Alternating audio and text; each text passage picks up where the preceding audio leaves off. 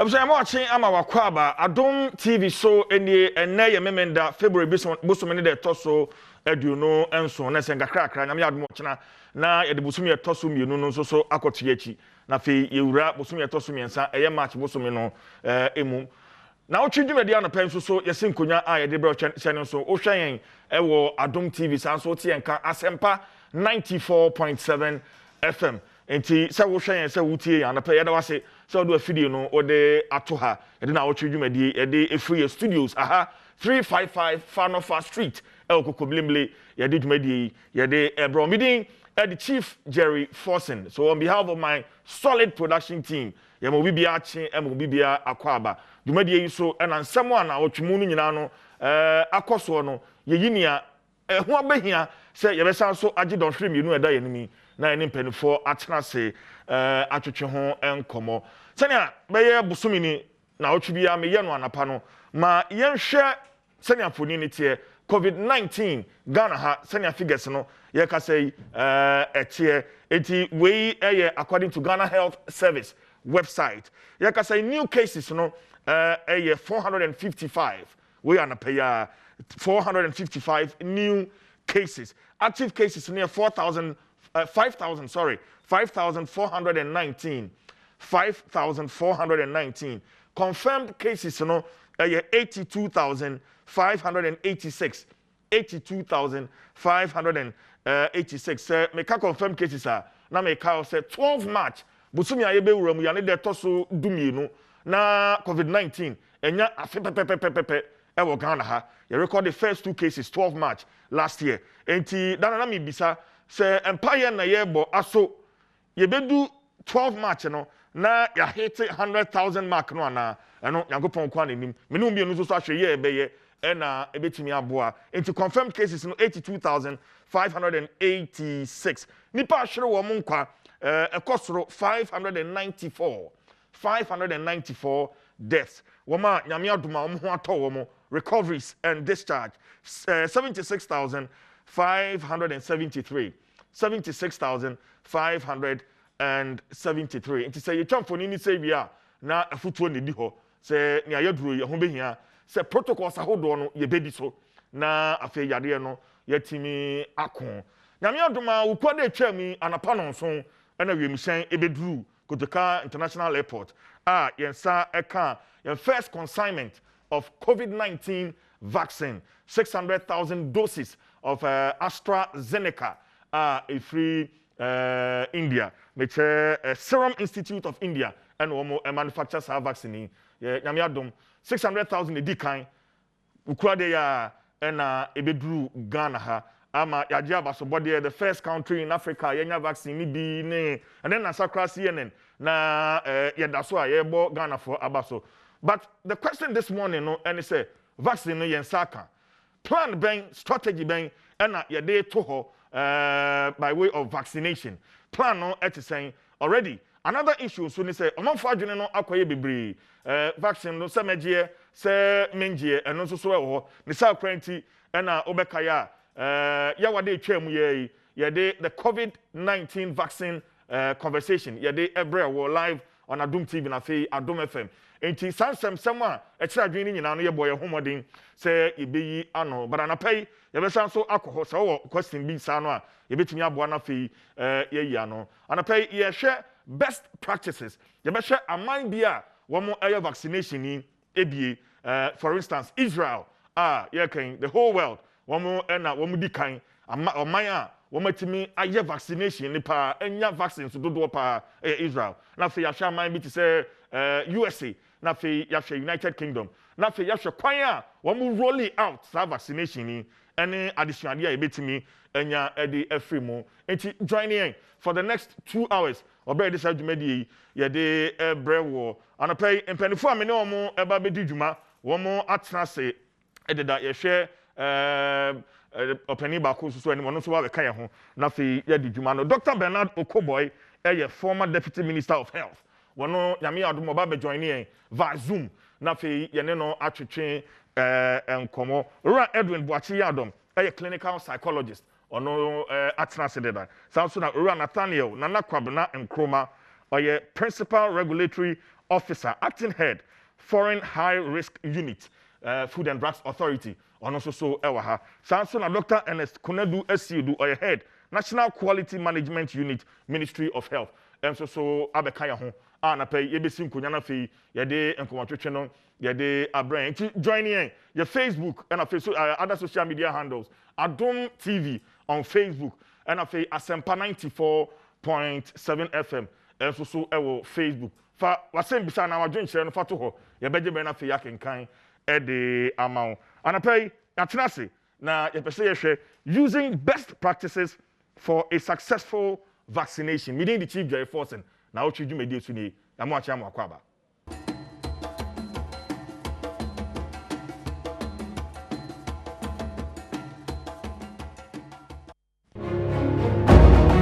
Right, I'm Akwaba because I feel now do a video no atoha Adom TV suni na what you do, media and I yesin kunya yede ebrewo.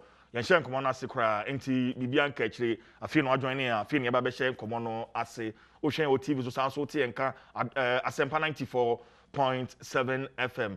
Anapay nkomo eda prono so no ehu hia pa sebreya vaccines aba be dru Ghana ha a ye ba be hyase na fe ya cheche ma omanfo nyina timi enya bi channel so we your first consignment of 600,000 doses. Now according to Ministry of Health no ne di kan ye share mensini ahodro be 260 ahenu ne adusia 260 MMDAs and afi ya employ 12,500 vaccinators 2,000 supervisors and afi 37,413 volunteers and omo ba bi di adwuman de amayen ye hwe se de toto amahudu obi ehu akwan be fa so na yanya equitable distribution of the vaccine. Na Director General World Health Organization eka asem na mitie no mikoti no mitrasem no kra to ho. I say unless we end the pandemic everywhere, we will not end it anywhere. WHO Director General Tedros Adhanom and now this asem tuja enti equity no ehu hia pa but yensan komo no twetwe no ase enfam free FDA womo ena womo hwehwe sa vaccine mu agitu mu ansana eba bedru Ghana ha Ura Nathaniel Nana Kwabena Nkrumah your Principal Regulatory Officer Acting Head Foreign High Risk Unit FDA na me shanko twehwe no ase enfri no but na me ma bidafo akwa abansa benefo mo akwa aba odo ta pombo ko de ye de nyame ase na ma me sha se enfri wo ho ansana vaccine be pass the test no then na efrem ewo FDA ansana age atum not okay tini ma me fa akonya ncha yetiefo nyina na ye nda o mas so omo hwe meka say ansa ma yi wasa na no ma me starting free vaccine development na nkofo nte the whole concept na see ye na ye mra o question nti ye mfa ne say honam no akwache say Ghana ena yewo asrafo ebi hwe epo ebi hwe nso ebi hwe ye borders normally say obi ba omanim na say oni ehun adwembone a oremu through normal route but say ko bande say yenya ebia abonefo bi so mu remu say na epo so say na nso so asase so a ese asrafo ne den e alert nti no me the body na equate sa system na asrafo ne ade e fa antibodies na omo bemu no abedi bone no ye omo aye form antigens let me put it away nti say obi bemu a enye nipa na bemu na problem but ade kono de be den ebedi ye nsamone no nti edusa na eya na asrafo ne den e on guard to protect the country that is how the basic explanation no nti say covid no ra we dey mu a as I say asrafo na e body my form antibodies ne den respond. But no kwase woman say esan say ya de fofo no the body will take time for it to get out the antibodies. Okay. Whilst it is doing that, no say say na aboa need someone. So if you ask us then say ye na ye den yetimi so sadena no. The other side say as I said body no timi e prepared and say na vaccine kind den aba. So the idea of vaccines they say a prepared body no to produce enough asrafo said the beya virus ni bemu a ebetimi ade akotia basically that is the basic principle about vaccines. Okay. So then ba me question is so if be registration procedure into no vaccine no how we must see no the quality, safety, and efficacy. That's the bottom line. In the what FDA with the experts now, you know, and my main kind of question said, your experts enough who have adequate knowledge about vaccine manufacture, vaccine controls, and vaccine release. Ghana. Okay. In fact, FDA about 4 experts are more advising WHO in terms of pre-qualification, vaccines, and everything. I see. WHO for I see. In Tiabaya, no. If you say the way you say kono, there were a lot of collaborations between regulatory authorities at Hodron. In Tiabaya, for the first time, vaccine approval has not checked because answer na ebeba outcry na regulatory authorities no are directly involved with vaccine. You know, from the word go no, we were advising and giving them directions. Because it takes about over a year for a vaccine to be approved. In fact, sometimes for them to even get it onto the market, sometimes it takes about 8 years. I see. Yes, but this time because the regulatory authorities were directly involved, and at the some boy and say, we did not affect you, we are so knowledge sharing no data no was being shared across. Into any sabeba na information na tetena nka be tobo akase wo hwehwem no na obi dada. Into na ba no we had to do what normally what we call verification because as I can afford the norm na ba na MHRA IMA Europe for kabemu ko nyina ya den ajatum. Now, I might be sorry then adjust to the answer and say you verify data no, to make sure say I am part. The SSI no need the omuji two the same thing I then the Ghana. Basically that is what happened. Okay, but the question of adding to the choir AstraZeneca now choir be a Pfizer and not say I'm choir any other vaccine. And also so maybe I can get that response from the Ministry of Health. But the minimum say Ghana show letters my omono vaccine approval. Say Ghana are ready to work as already or supply and submit to application. For now, minimum say 2 way number. Minimum some more about I think about 2 more has filed somewhere then. Some submit application for FDA. Say and him.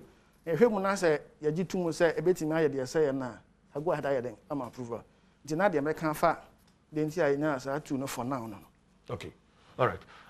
Doc, my brow question I'm bisa no year no. Why AstraZeneca and not any other vaccine? Because you know I approve Ghana, Doc. Yo, so many Ministry of Health.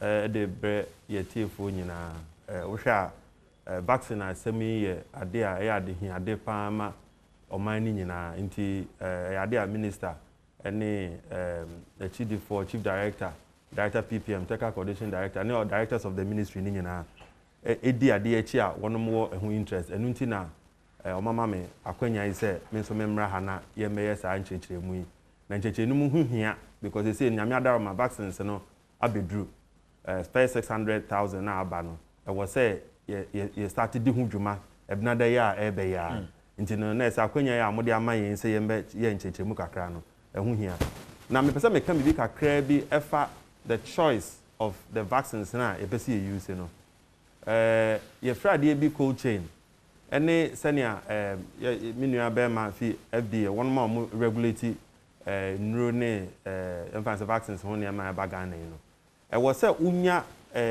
uye nhihye preparation bi eto was say vaccines different types of vaccines na e wo ho no saying na ye be store no any baby aye free no cold chain e kwan be fa so akopem se ba be dru ne ye de ba be wo no e was say we maintain no wo temperature bi into some of the vaccines no enya ade a ebetimi edi aboa yen e wo Ghana ha say e bedru ha no ma yen weather no ne ade into ya ye nhwehwemu na ya selected ne a ebetimi edi aboa yen e wo Ghana ha into AstraZeneca de no ye one of the a year temperature no ye ne a ebetimi amanage na afei so o fa to say research institute bi a o fa Pfizer de na ye ever ne say yes minus 70 degrees no minus 70 0 kra na ema ice blocks etime na wasa pot na sia copy minus 70 inti no o fa bia research institute bi e wa Accra na say e bia Kumasi na ba bia obetimi e de akọ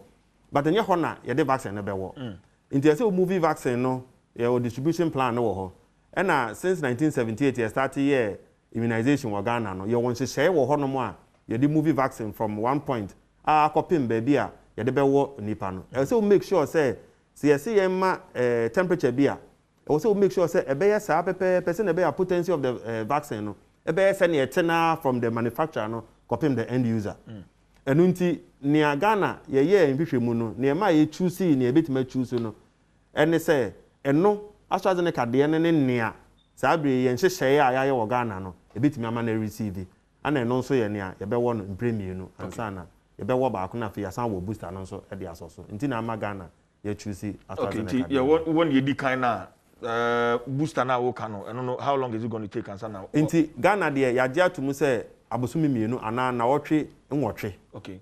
8 weeks. 8 weeks. Aha, nti wo first one ni wi a Nnawotwe nwɔtwe akyiri no na wasan wɔ booster no.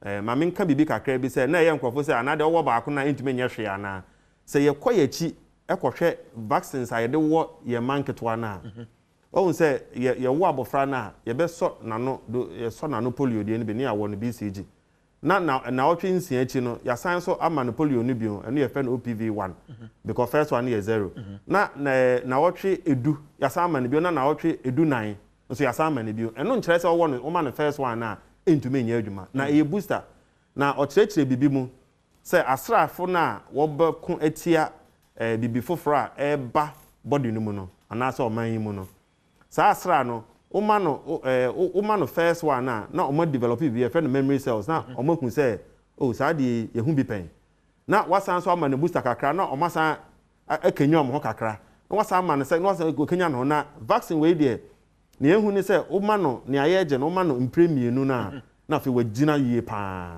nti saa na nti ama yɛtumi agye AstraZeneca deɛ psychologist meba ho but doc final question na afei menkɔ ura wachi Adom so enim sɛ virus no bronu ka sɛ mutate dane vaccine sɛ yɛgye ne di kan agye ne atoso mienu na sɛ virus no dane a do we need another vaccine? No. Yo, me da say. Na ɛwɔ hɔ ne sɛ research ana abɔde mu hwehwɛyɛ no ɛnyɛ static. Me ka sɛ ɛnyɛ static ɛnyina faako. Ɛnɛ yɛ start yi na yɛnim sɛ SARS-CoV-2 no. Mmiri bi a betwam kɔ ne yɛ SARS-CoV-1. Ɛno a bi ne ba China first one no ne yɛfrɛ no SARS-CoV-1 no. Ɛkyire no yɛbenya baako MERS Middle East deɛ no. Ɛna sisi adeɛ ɛba yɛhu sɛ strain is different from the first one and the day the man near SARS-CoV-2 and about 2019 TFN COVID-19 na America krebi atwam no yehu se yenim se emoawa no bra ye boy ho ban se ye mpene ma yare no enya no omo so sabe wonom so fanyansa bi se no yeso survive nti yenso ye bepe kwan bi so a yenso ye besesan ye ho kakra ma ye ho aye den pa ma yetimi de face body no enu nti sebe mpofo ebu baby say o fa ebo ato abo anoma na anoma no so hwe baabi a ono so betumatu adwane antivirus no pese o survive sebe yenso nyame aboa am ye develop akoyanim sen emmoa nti yenso ye pese ye pekwan ye bekum virus no nti mutation no ene say virus no ebi amino acids bi niam na eba virus no eye virus no ebi onoma nsesan bitumi bam say nipa mu a ebitima ye nsesan a ebitimi de sebe ebe na di demu ana say ebe something disadvantage to the nipa no but virus ne de nsesan no man ne an ho be ye den anu so betimi face yen yie ma sebe the intention of the virus ne say obema yen yare no mu eden na akuyen no na wanya saa new ebi amino acid na gene no ma wetimi de saa de no nti saa bre ya ye wo ga na sesi ye nhwemu na yenya no ene say vaccine ya yenyen eno na yebetimi de aso saa virus ye ho kwan na asa enye static ayebu so ye nhwemu kɔ no nye na nya ga na nkwa ma ma nyina ade chi ade sen ekoba se new variant bi aba vaccine no entumi nya ho adwuma ye de betudwa ne a kyerɛ sɛ de dadade no wo anu bi no ebia ne foforo na aba no enu entumi nya ye betumi aye saa nhwemu no na ye san so de no so atudwa so koba ne now it means that we here another shot of but see here ti hoi de ne aye wo no yinim sɛ the type the strain na ye wo Ghana has see no eno ye ne vaccine we ebetumi akuno Okay. And Right about you, Dr. Bernard Okoboy, a former Deputy Minister of Health. Doc, are joining via Zoom. Doc, I'm watching Wakwaba. CJ, Midasi. Which one catch it, Doc? I'm fine. You are going there. Yamiadum. Doc, my first question to what about vaccine number? You know, job as body, but your distribution strategy, anything, Doc. Oh, Midasi, Mamin Chauti for Nina. Enti Usha, yare no all sebi ewo Ghana ha ewo wiase no ufa Ghana kra yewo places bia ye friend hotspots say yare no sebi numbers no was so ewo ho enti usha Greater Accra all the time about 70 to 80% of active cases ewo Greater Accra ha na about 20% is spread across Ghana na uyi Greater Accra free ho Ashanti region, Western region, two other regions are normally they account for about 15% of the rest. Enti unya ndrona enye ndroa etim so bia prekoa. U starting free ebia the chibe nya yare na wa yare no ewo high. Enti usual strategy na we are focusing on the Greater Accra metropolitan area and the Greater Kumasi metropolitan area. Okay, these places now lockdown because in Crawford, yes. These two metropolitan areas, there are about 43 districts in all are falling within these two metropolitan areas. Now, although you can Greater Accra metropolitan area, can say there are Ewutu, Senya, there are some two districts in the central region that fall in the Greater Accra metropolitan area and its contiguous areas. The plan is to send the vaccines to these 43 districts. Now, sending 43 districts now, formula na ebe use first health workers are what these districts now I mentioned, and even within health workers health worker oye juma ewo isolation ward share suspected COVID cases obviously ono beba first before health worker ebia sebi ono owo antenatal clinic omo hwe apim for so 43 districts and I best start roll out and most of these districts are in Accra and Kumasi. Apart from health workers the next in line be impenifo omo comorbidities enti uko G say ana confanoche omo renal clinic omo sebi hypertension clinic or diabetes clinic where clinics are sure more diabetes or more hypertension or more kidney area and you can easily get the data from Confanoche in let's say Ashanti region IHL say papa way 60 years or kidney area COVID nyana I bet na prano and upe data of those who fall in the next category the FN comorbidities just or yare for the data also can be accessed. And then thirdly, more 60 years and above. Sebi obi was 60 years. Na oni Arabia krana still in the age, because of nifi, onya COVID area, so more above 60 Yare no mutimi yedin. Emma one share it me take care with their life. So we have these segments. Now as we speak still training a final training before the rollout for health workers. Training at the national level, at the regional level, at the sub-district level. Training at the same time. Now you're getting this data for who fall in these groups. Now rollout, Ashasi. But first of all, because of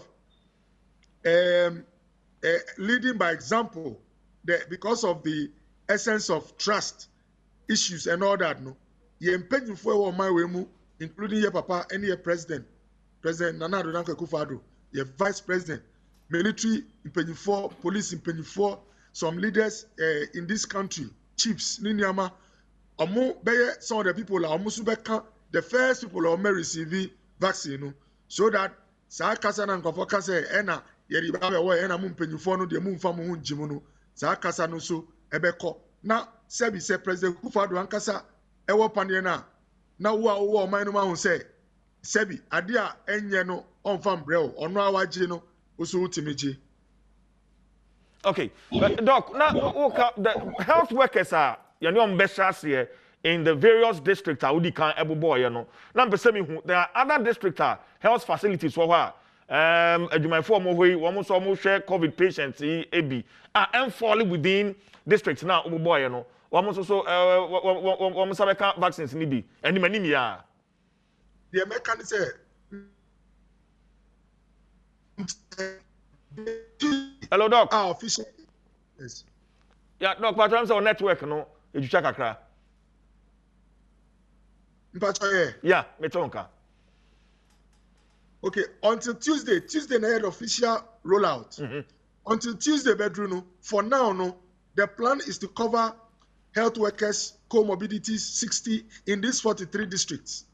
But until the final hour, no, some of these comments I will post like a question, no, can also influence, let's say, there can be contingency or a plan to at least go beyond these 43 districts and at least say frontline isolation ward, send our kind of treatment facility. You bet me I can say, okay, yeah, the contingency way, so that until a bedroom or at least they are covered. But officially, the plan is to make sure say we cover cases 43 districts because a honor. If we are a health worker, you are more likely to come across a patient who is having COVID.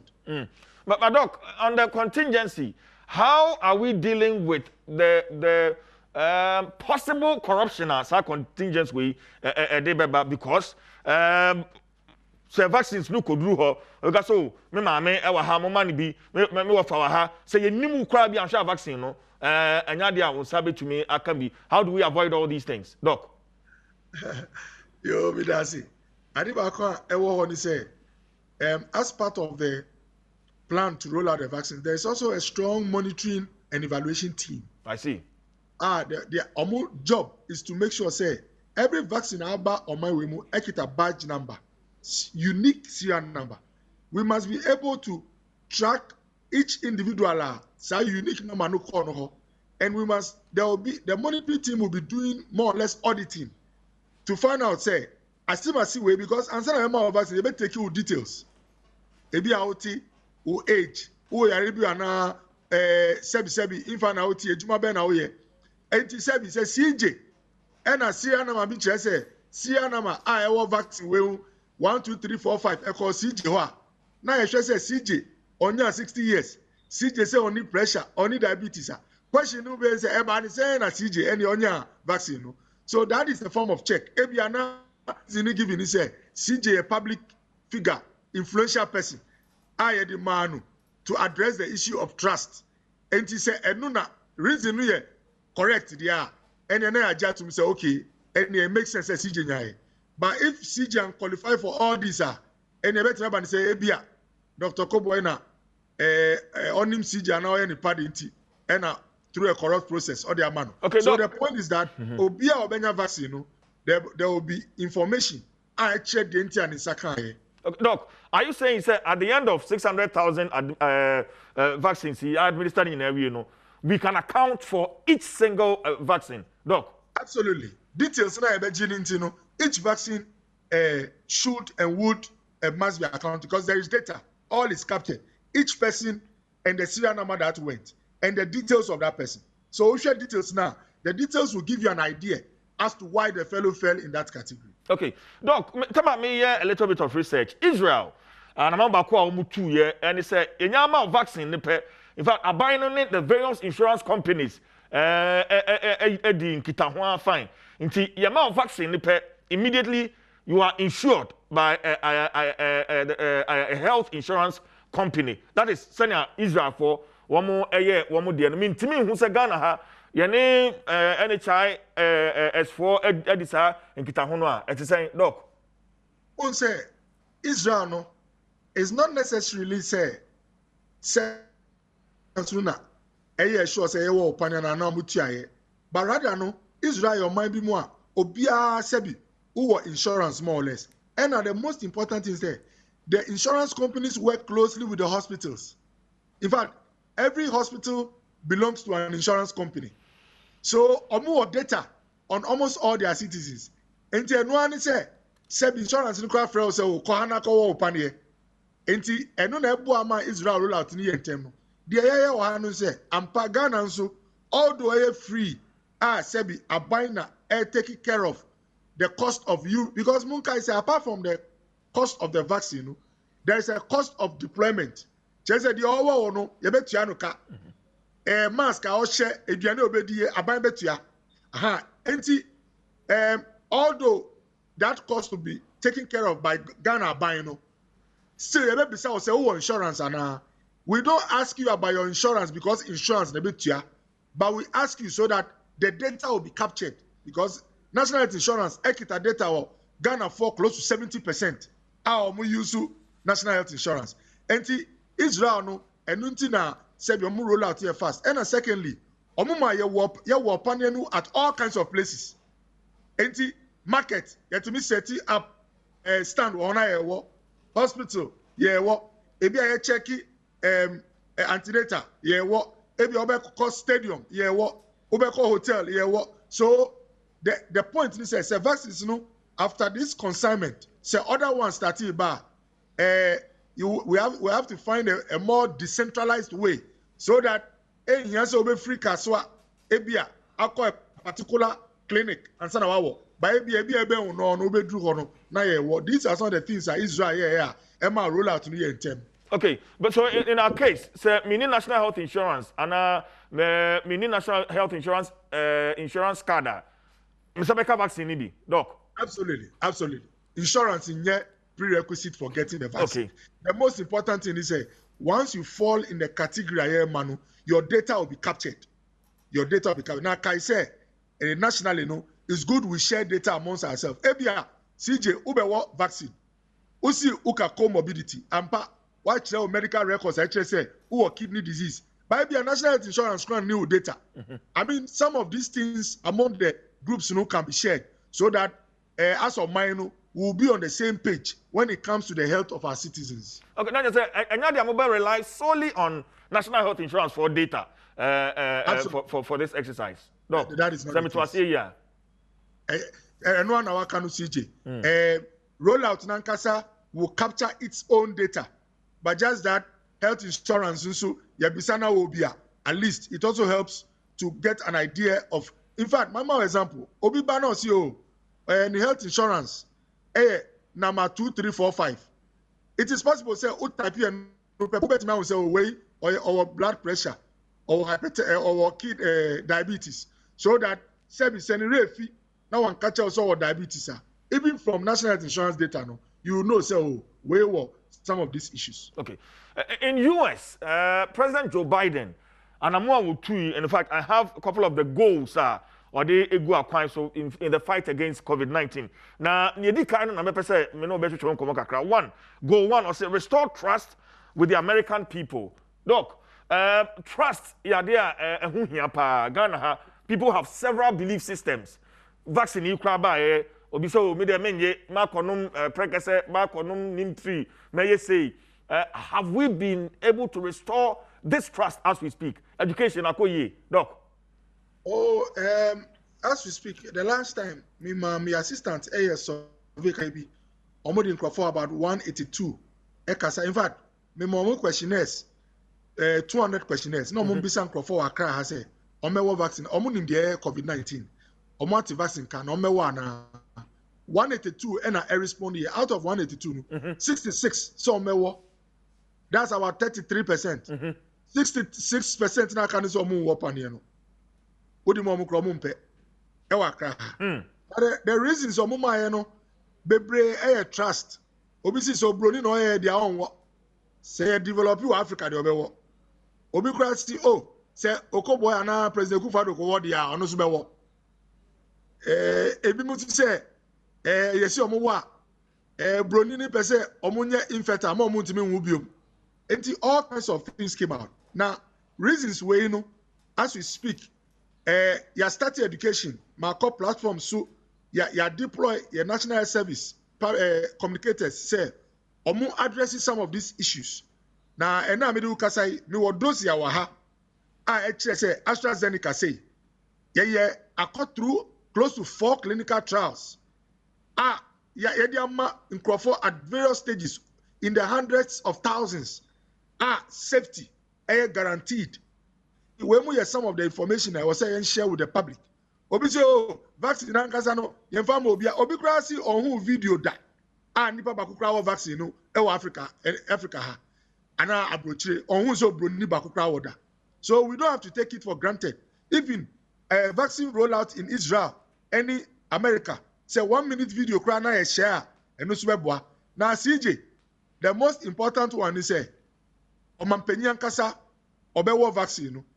Na da obewo no Ghana nyina behu na say President Sebi onu kra de no wa mama ya wono a obi pewa pra Sebi onko ompanyi ono obeko enti mepa cho yenya gidie TB, measles, polio, hepatitis yare bebre we yare a ene ohwe yenkora ya wo omumu no unhu bi because ye mo vaccines. Some vaccines no se bi bebre abroche na free ye. Obi peye apraye ama Ghana for ya ye.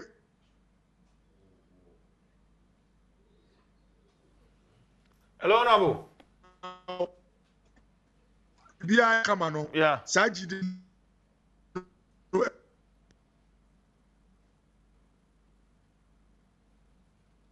Hello Doc. Yes, CJ. Yeah. Meto nka. Yes. Enti the big can say, yeah, Ghana we say akwara bi ko weighing na. Weighing ni chese bebre no vaccination program e ka ho. Enti akwara bi aya wo no Ghana ha in the past 30 or 40 years. Yamanu TB vaccine, yamanu polio, yamanu measles, yamanu diphtheria. Enti CJ se obi pe Ghana o pe se on share si mayentimi wo bioma enkwara no better get. Now, once for the past 30, 40 years, ye wo enkwara anyankopɔ adom still yetimi wo me kra me gi vaccines ni bi me kan kra ma gi vaccines ni bi ade a sa gide na enko vaccine we mu. Okay. Me Dr. Bernard Okoboy, former Deputy Health Minister, na me no entwetwe nkomo na me engage no this long because Okobaby nti mpese me ni wie na fe ye gya no kwan na okona fe me me guest I wo in studio ye to nkomo twetwe no so doc nti 600,000 aba ye nhwe ni aka no anim abreben doc CJ na yeri anapadu ya ni abreo undidi ye uzi ebi ready no ba na be.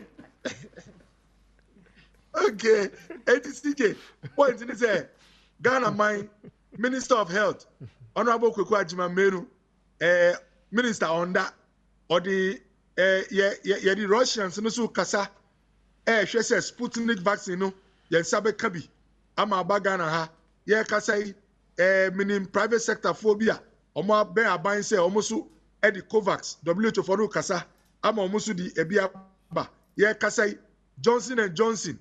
Nancy de ye babe approve America ye kasai FDA e de omo meeting I no so ye hwe enti CJ ye adwumaden I sure say the 17.6 million doses now president can say by June any target so obenya no CJ ye adwuma. Okay doc but ye hwe vaccine amano ne kwa na ye hwe ana so ye local manufacturers and now local herbal practitioners and also so yani binum twetwe nkomo trials be cost sort of doc TJ on say vaccine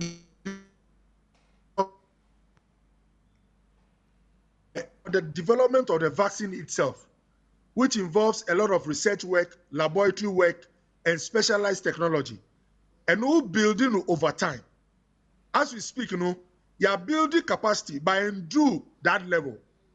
Now, the other aspect, the manufacturing, you are developing, say, our factory, technology, are rolling out. So, capacity, your factory back in Ghana this year, you may our the capacity to develop the vaccines if you man the license. And we are working on that so that Sena India, Anya the permit, are all producing vaccines. Yes, in Ghana. We can produce the vaccines. But in terms of vaccine development, there's a lot of collaboration we need, especially on the African continent, so that we can pull resources together. Dr. Kobo, Meopa.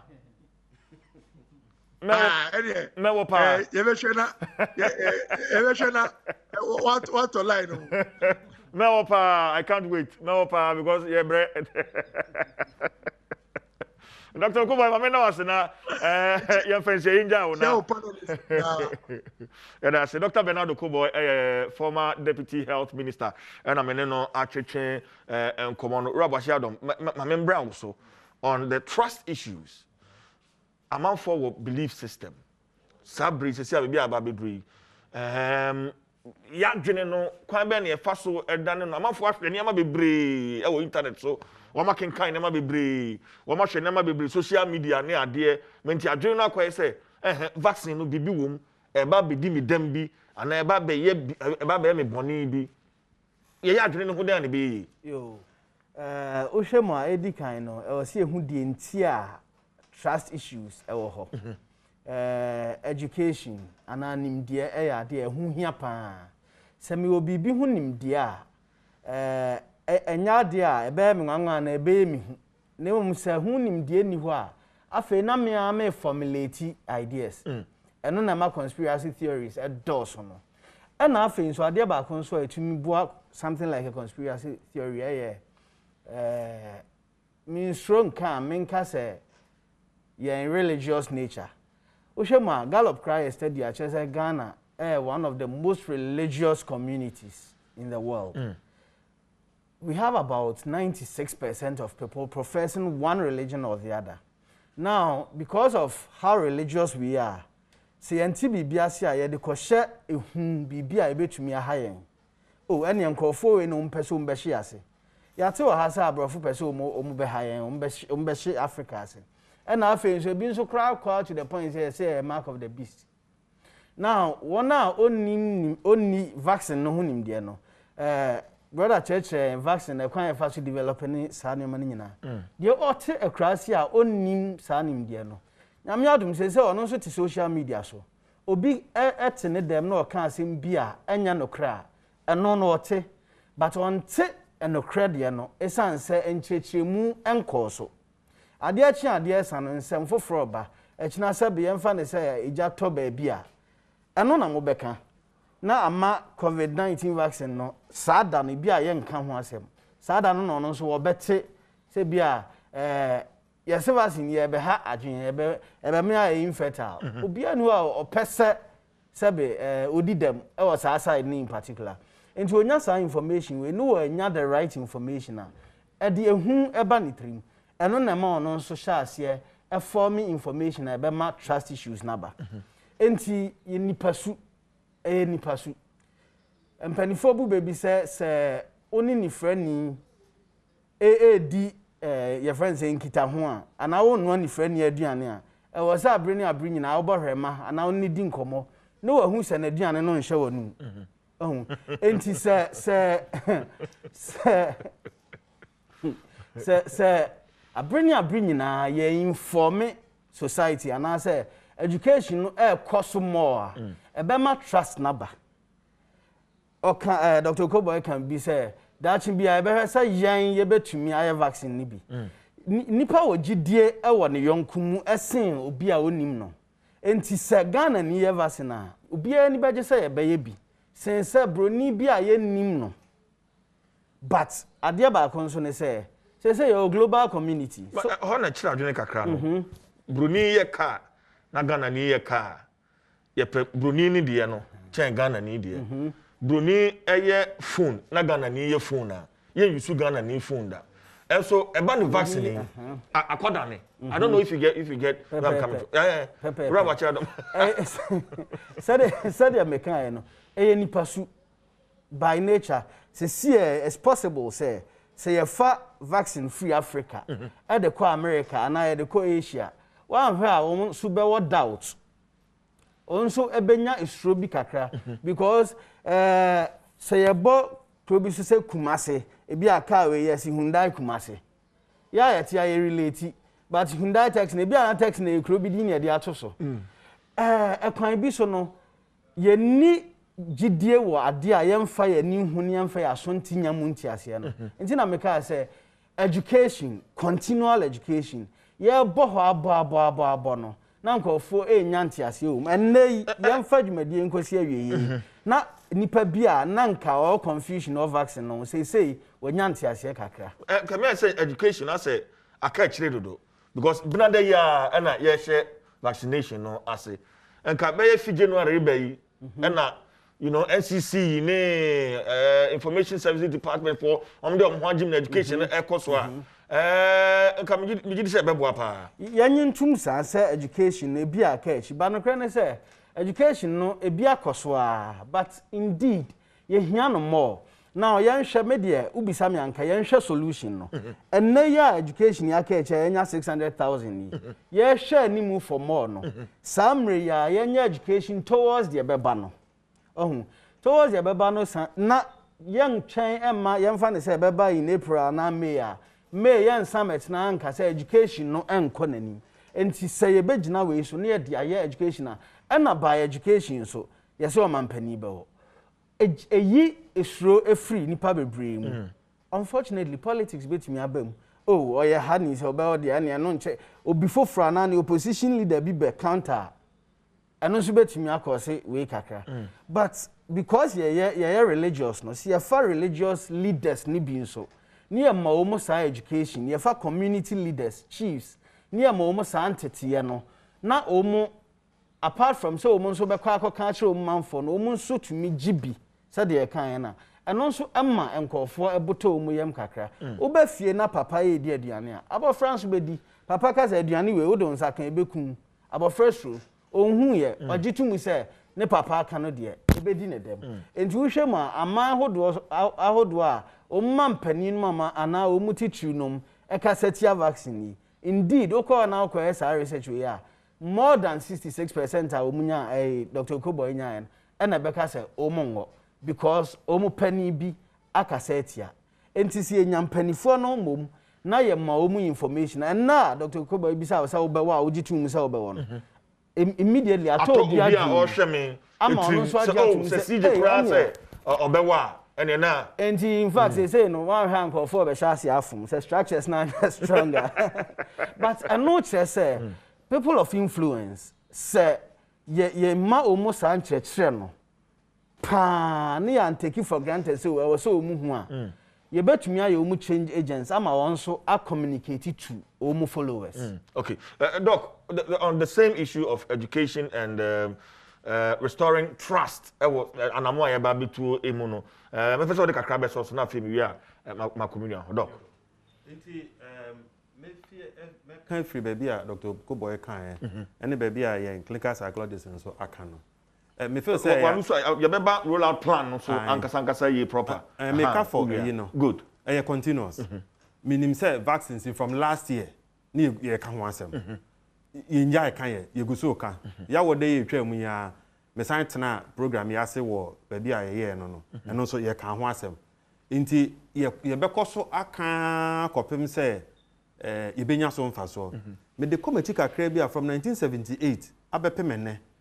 childhood immunizations no ye gu so ka ho asem ye wade bi e friend no supplementary immunization activity ai wo mu a na ya be polio kakra so wo mu a ya be measles kakra de bia ye gu so ka na minia kan asem bi efa ne unipa pese unipa su no ye oni unipa pese ote ene ne aye wo se ye nti adwen mu no ye nyina nim se bone no ekọ ntem sen se ne papa ne kọ no na nsentrofo ne de samo no mu so mu se wo fa mu station ya ekọ baby bebere nti no se ye ne mo ye adwuma no yie na mo te ase na mo so mu mayen akwanya sei ana se mo ankasa mo so mo te ase na mo akwanya na mo kyerɛkyerɛ na eboa ma trust ne ba ye kan se bi se wo hwɛ America ne ade a efi yase no ombe wo na nkofo hwɛ se ni petitiri fo no GB sebe ye wo history abakosem. In fact, even in Israel, yes, at the point na mabunu no na mo for mutinye vaccination e kra until say omo said that no sa any ya enyan na Ghana high away yare ne yemfa ne say from March abepim December no na the number of cases no na wo fem and na afi nso severity no na wo fam and na afie no so a ewuo no na no so wo fam pa ema nipa bebre kura nso feel say oh na se nipa de bia de da nyina nipa wu ni ade na even omo kọ wo kra omo wu kra bi wo kra be dọọso fa bosomi a e be dọọso asen covid na esi afi mu yi won say na ya work within the 300 range no for a long time but esi afi mu yi ya konkan e wo ewu no mu e ma se na man krofo ene se ne aye bo hu dawuro ni de bia ye kama sa e ma krofo hu se ampa ade no jama no kra se yare no wo ho inti ye besre yakeka ye frɛ bibi natural place of gathering any people of influence people of influence ye ansa na ye be start ye democracy enim say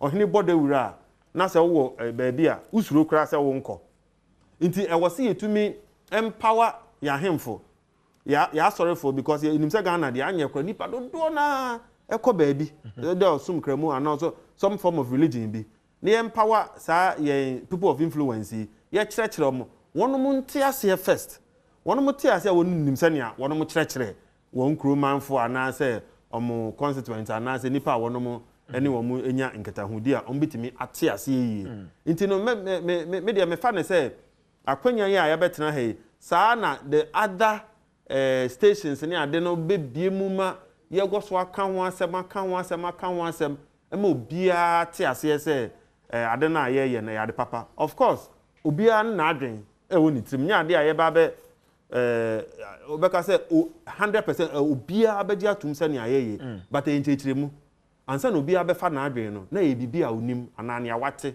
ene ne awahu ena ode be ye sa ade no nti yen ye koso chirechiremu ne papa mu ne sa na ebema etimanya influence bebre o nipa bebre so okay doc mesa ba hobi na fe ya hwe roll out plan no proper but FDA for sa assurance ayana ye nya free mu hono ma ana boapa because mo na mo yes an hwehwemu no edman ag2 mo say emphasize vaccines emna me wo yen can you assure us say vaccines no are safe anti emfa how bia emfamre okay see the misunderstanding I hear father yes safe metimi aka sisu dia say ofa trainyo in terms of severity now men can also say obo Israel din there's also data from UK say someone has so for me rolling out vaccinations to that extent I want my feedback no me fans also said the last my Boris Johnson the briefer no data no money say the Pfizer and then the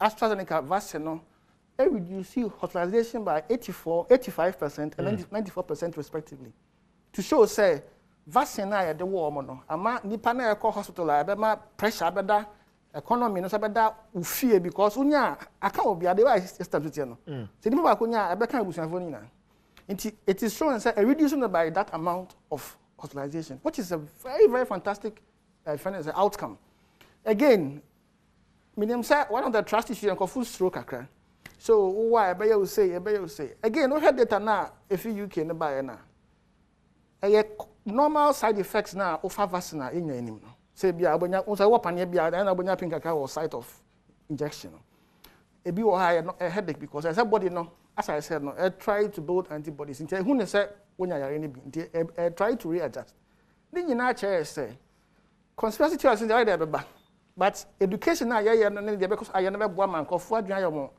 boko say enye say sabe obi na ebe den ebe kun obi nti no kura we say yes we can assure the Ghanaian public say we've done the due diligence in terms of the safety quality and efficacy nti no mama ye nyina fa ye ho nshem say dia Dr. Kobo kan say president kwadu be shema na che say nye ho say ade no ebe boa ye me person clarify bibi ma me bio bibi we duro no mu a me ye be ma na me wa ebe kun me be ma mo na mo ye an hwehwemu no see better say menim say we are say anim so person mema suru ade we are pa ade ba kwa obeka ma mema suru ye sade no absolutely na be ma materials na materials am menim say materials say nti no kra omo ne say those who are trying to propagate against the vaccine you so no as a basis but the truth is that as I said no so far over 274 million people in the world has undergone vaccination all the effects na yenya no ebien ho a kire me say o fa sabe ebe ma ye den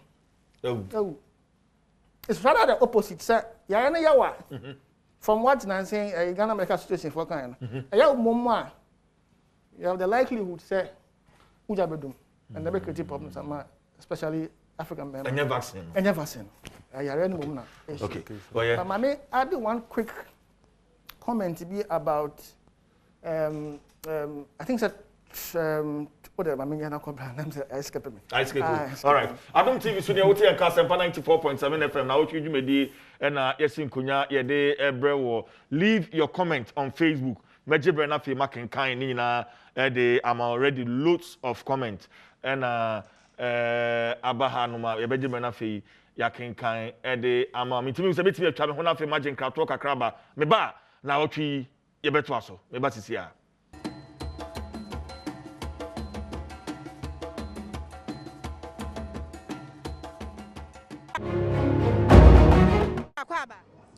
Yeah, nah. Mijina hawa stress we no smacks we hini.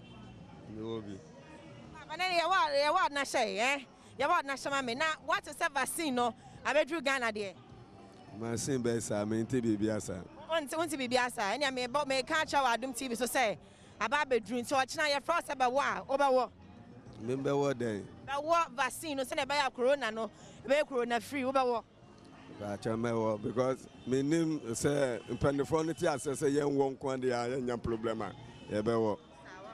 Or some Penifrono tia say young one, not saying a problema. Or Bawa de Moy, or run a poem. A patch or say, a poem.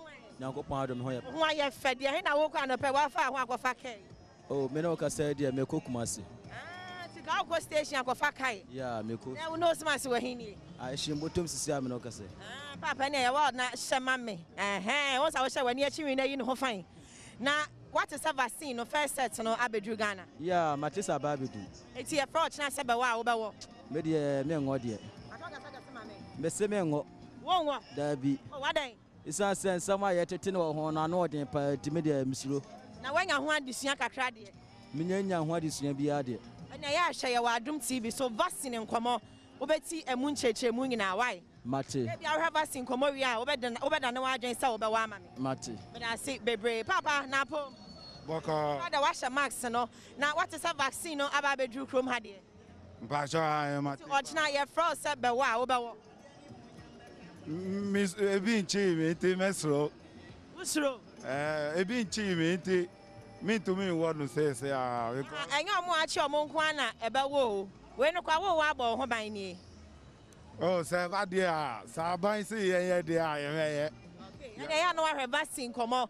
I Adom TV so mammy. Over church mooning in Amame. Why? Okay, I said, Madam Sibe, vaccine come on. I want your baby, I have vaccine home coming in. I'm something on say, I'm a penny cram yet, as I say, Yenni, Dawadawa, Yenum Sobolo, Yenni Adianoshi. Namia Tron, may be a free back. Namia Demiko, Timini, I made a mengo. But I ain't shakes a force will be young. And Nuntino man, Penisa, Yan, or Ghana, Yenni, son, your man, or fees, your fees are known about boiling. It means I don't mean maybe a fee. Say a Ghana dread ya, be dread ya, and you may. Never blow for the Mengo. But show me the Mengo. I didn't. But you said me, minimum friend, I live so a month for Namkase, yes, China phobia yenro, a being near my name, maybe and I'm say, Sayale, any money, Mantino, Obiam Pesoba, until I'm to make us a mingon. To Usurana, Misro, until I'm in Pesamon, Misro. Panny and some other room, the body I may walk. I didn't know. Sir, they say a ray abbey, a whole panny near Deba, near Bewayen. To me, you film. Until a bar may walk. Unsuru. There be. I don't want to mean, and said, Doctor, for if you want Mr. Boy, and until I mean, Going back over Panini Biana. I try to be more. I just had a try and penny for an answer. Because I'm going to me, a brown momo, a way pan and a baby. I say, no moment, Yarena to Mamma for playing the aquabridge, I was somewhere. Do the own Debbie. Bessie, sending for a second one so. And I mean, there is a much mommy's cans and my discount money who Jessica now. But this cans I don't know. Not for so many babies can out. I don't know what's a man reward viewer. Pachamengo. I didn't. No, ye pneumonia, a free mobile. And I feel so no baby a friend, young ho. Ain't yet, yet ye crum. ye bedi di kontomre ne bedrone so boro no ne ade no beboa yen enti pane ne de ye wa emoa yen na e ba se yen hyenso yen hyenso efisa metimi fie no wa ba so be wo me so me nwa ontimi nchekere me me ba kra me ka chere school ayi mistress ana say teacher ni say me ba na me na na bia mo ngo ni bi omo de sa edrone pane ne ba no omo ni ngan fan try omo ansa se hwe anya omo de a omo de ba anso enso e be wo nya sa de omo de ba yen wo ade ntina because ube wa de yatete ne mframa mse bi won ma utimi twa hwe na wu akwaba ke papa ho na aye fei a wa hye wa hu na won hye hu mi na wo ye wa de hye tipi akwohye se na wa hye no hedadi fe responsible Ghanaian na what is a vaccine aba e bamponi a wo bewo and they share ban e bo mu so e hye ye hye ya ho de na ba na e bitimi de be we kwa dem say aban papa mpacho vaccine no e ba krom ha bewo oh say effects bi animu dia wait me out responsible Ghanaian si case bi animu dia wo be wo driver for na abochenku o hene mpacho na pom what's that problem? My problem is your nose mask is downtown. You are talking the nose mask downtown. Can't you see I'm eating? Now I am seeing. Now I am seeing you are eating. Okay. But we know DB or who me know I said that and say ADB. Well, you know, I'm eating. It's movie and measure max. Someone said meant to me the dude, meant to me the and share max. And I'm just a we are. I'm measure anything a matter. Okay. Now what is a vaccine? No body. Vaccine now, coronavirus vaccine. What's it? Me metiti num nam de kakadura tum na me say no ano no what say me say metiti num nam de kakadura tum na de makoka kraka ho me sabantu amienu ano ano no me vaccine no papa wudi agra na wani blesam agoso ya woni mani bere abro vaccine aba na abrafo ma wa wie enti your population is 30 million me boa vaccine anya 2 million eba enti mo be criteria aba na mo de be che what be some buying question? Ning na yo and be some wolu mama me. Me papa na no fi mi krom. What say da bia ku apem. Enti be some say kwan be so ba for ba che. Enti vaccine asam de China fo no kra yare no ba say omo kra mo wa vaccine ye yanwo. Ka che wolu ma se ye yanwo. Dabi.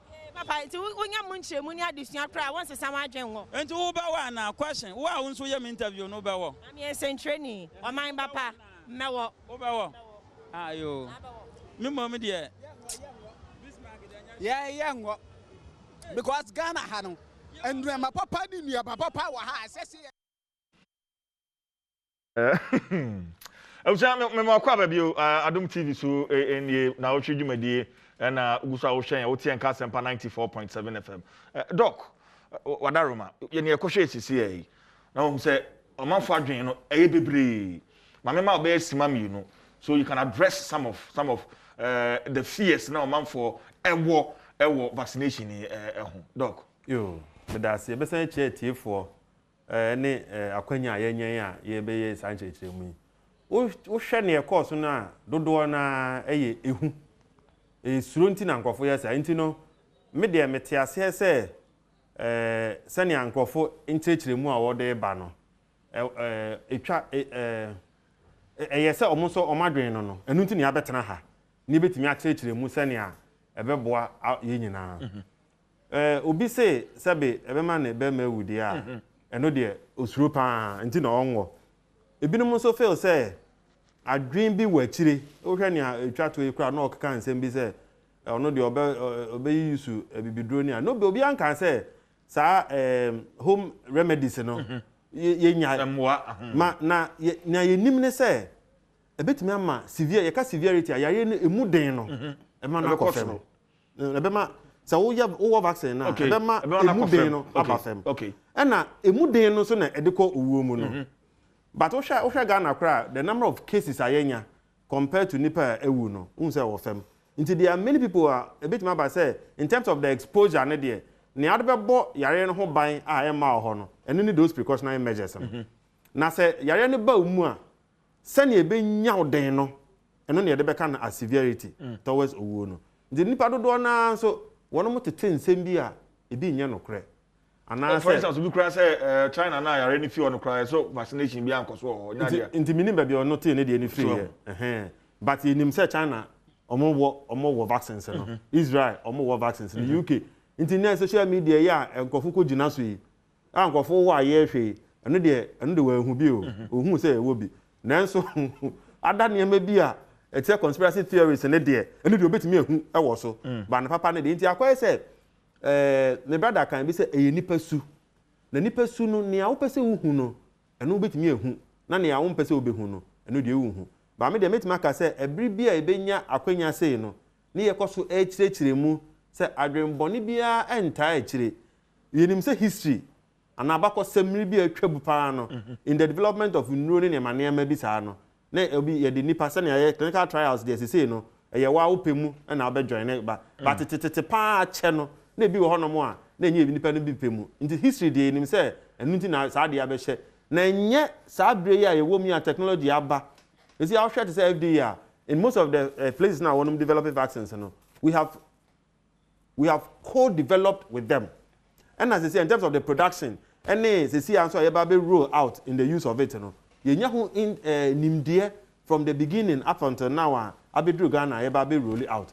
Inti say, you cost to actually mu senia ni yemuna. About talk in Kofadrimu, and Dr. Goboy can say, inti CJ wo. Obewa na say unim se nipa bebre tie o ebinom kura hu da ebinom so tie o radio so ne ade na senia CJ si obewo de a ene em so mewo because unim se CJ influence nipa bebre wo ye interview no ono so busa na say na wo so obewa na na oba na say obewo na afi do say na say ne ye machine kakra e bia me no ka say na adwen asesa na adwen asesa but the first part no no so onwo nti ye kwaso kana ye de ni nyina me feel say eye esuro no na ye hu adwuma e de trust no ebeba na ye betimi de amanipa atiase ye ma okay Robert Chado na person can be but me ba ho no but say ebinom adwene ye o mo say vaccine no benya insusu so bonne e wo ma pom den so no interestingly obi so ehun bibi papa bi wo no so ati bibi say vaccine no wo wa e ba bibi ama ho ma yen hwe no so ye ba na fe yato aso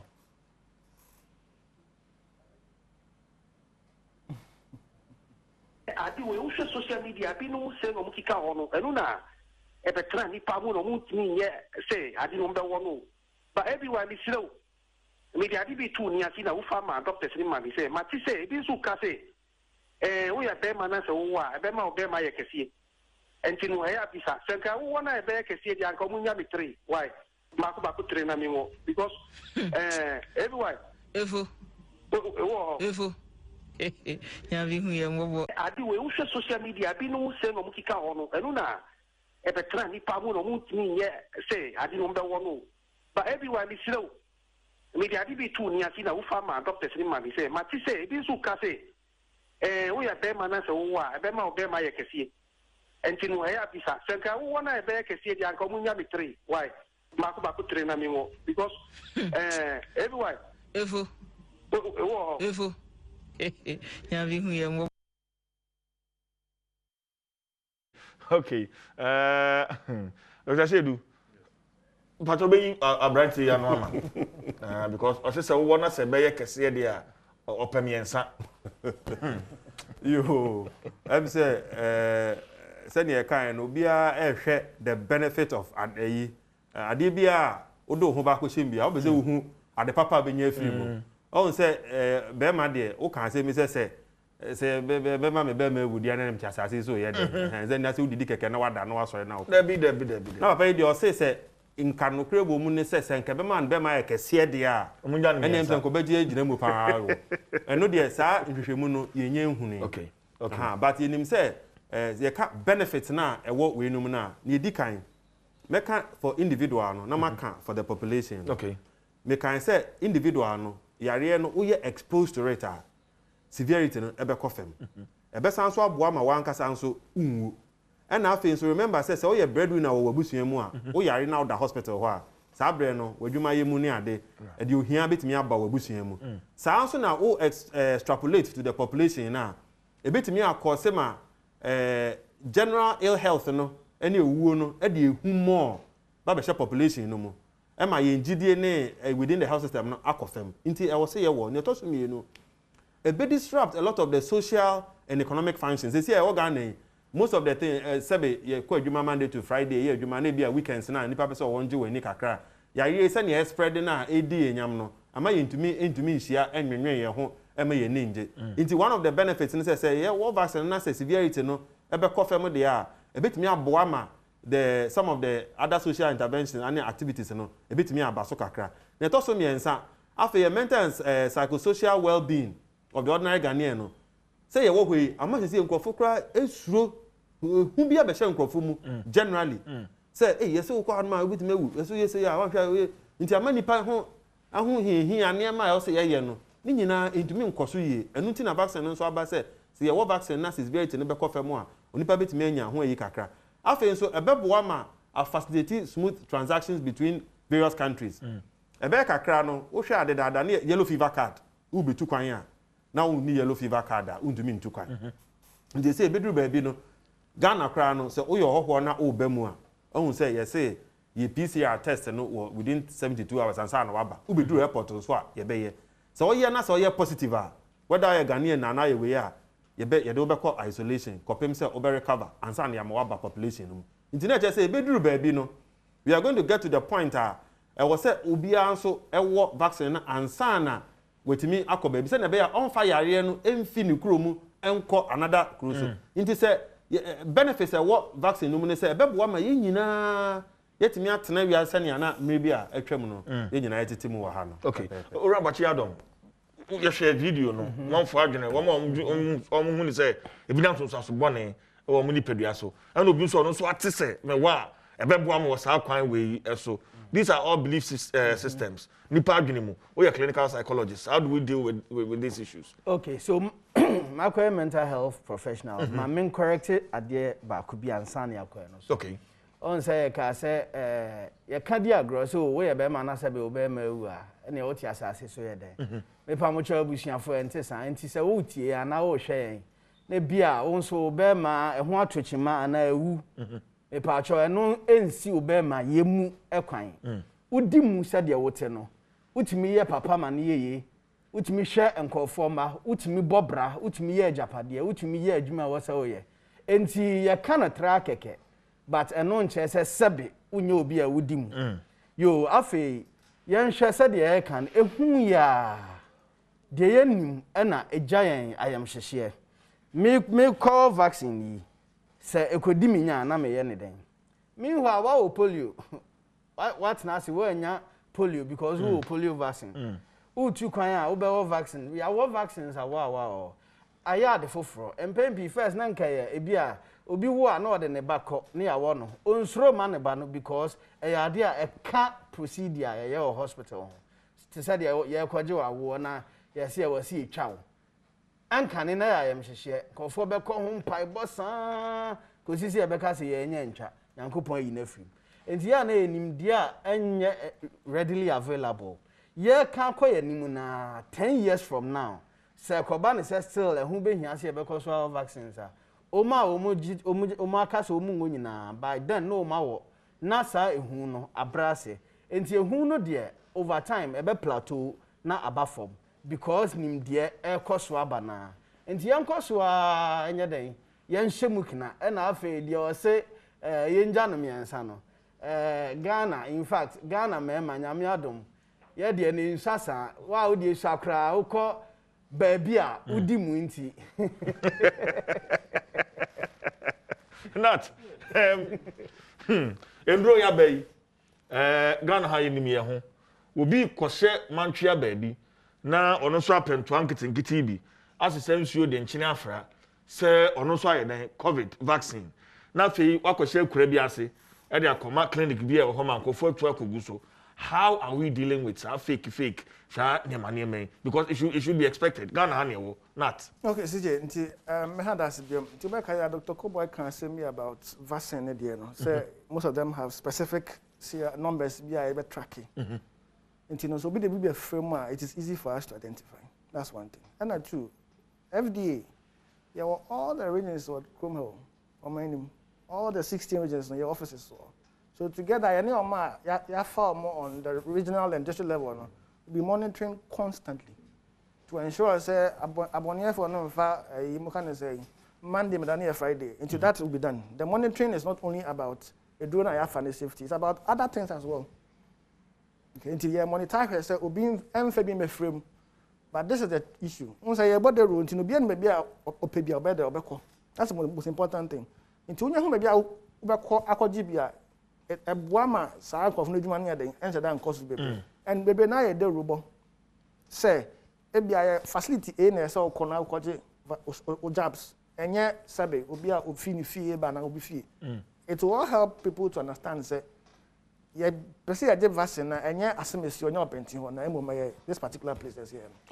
Okay, me that's a powerful sanche mo no. Dr. Sedu say you're rolling out here na second consignment ba ma fe could do baby ma scarcity eba as a ministry how are you going to ensure say that corruption aspect because we ba be hode ba fe akwakoye umam sika say ya me obe 15 wa ha me de be ma even at that level from the ministry so ministry ha me obe 60 vaccines wa ha until for 5,000 Ghana cedis for na me farm just because scarcity aba how are we avoiding that doc that's the bill intino Dr. Kubai can say be. Okay, so see, senior president and some president do go akwan no. And senior your friend rollout plan no. We see a segmentation. Inti between now, nyame adoma ebnada ye be fiase no. Say ekobasa ye fiase first 600 no so ya keep kakra bi for a buffer about 67,000 bia. Ya de be buffer near ya de be start. E wo mu asebe Okwako you any baby number to be to me you can not finance above until maybe at the end of the day we might not be able to get all the 600 but by the time now second dose 8 weeks in the best not the new ones na FRC bem into what raise the issue about the scarcity at the moment osha various engagements are air cost me who no say a bit me about say onipa be FRC e de be atete baby say ono mu eba bewia na edi na to so me ye wo EPI program no expanding program for on immunization no ayade ye di mu akotene 50 almost 40 years and answer from 1978 abepemene ye nimba bia ye ekwo vaccine e wo Ghana ha inti ama ye designated so say weighing places inti me pese me kan bi kakra de so na menua FDA kan ne say sa ade na fan say corruption bi wo ho say obi de boni bi ba be fremu ana say sebe ebi she baby no tua ho ne ade no me feel say systems na you put in place right from the national echo into the region echo into the district echo into the sub district and echo into the chips sa na Ghana yes no chips na e communities no no me hu sania e betimi de sa dia be no so me no so ade na free inti minim na so okwa hode bi a hye ho na wo so kwa ton ma obi a ekwan ben so na obefa e de aton ama onipa no remember say your segment say yes start is say kra 600,000 ya abey we be ka say enso infitiase mu ya but remember say afeni e koso so e education ma bi nkofo e ti ase say omo ba beje ana say omo nje ene say na ye nti with time no there will, for me there will be enough vaccines for everybody in the country me who say sadie no ebetimi esi say obi de be baby but onemba ya say one of our major challenge I will mind the issue of data say ye kind scarcity asemi ya na ye need proper data say vaccines do say any answer kind do say na administer say na aka na so obi share clinic view or Trimberry na or ye dream say so good to me at the end of the one how are we going to ensure say ye need proper data nti entimi hu say obi edi sa djuma no e wo say kra no ase ho doc data de nyame nim no kure metima ka say vaccine data de ye wo pa vaccine data de ye wo pa vaccine data is one of the data I wo Ghana ha metima ka say e apt because the list within the health system no ukwa into the community I remember say it will be door to door vaccination say yes I ye ko fie we mu wo document it's one of the data metima ka say within the health sector no because we are able to bring it to the doorsteps of the people. Inti eno de nyame anim no kure ni metima ka say eno de ye di ho akotene e wo saade no. Ba wo kan bibi say Sabi yawo hwe onipa obi anso ene na adwen.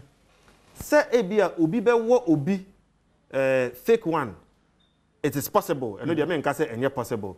But anhye ya dey gu ono. For example, ade ya de foforo. Now share the number of vaccinators are training. Nhye ya wo ho ne adwen pa ho nsema ye beka afa omo ye no. Ye san so supervisors who will be moving from place to place. Remember say Ghana and so national security no, they are almost everywhere.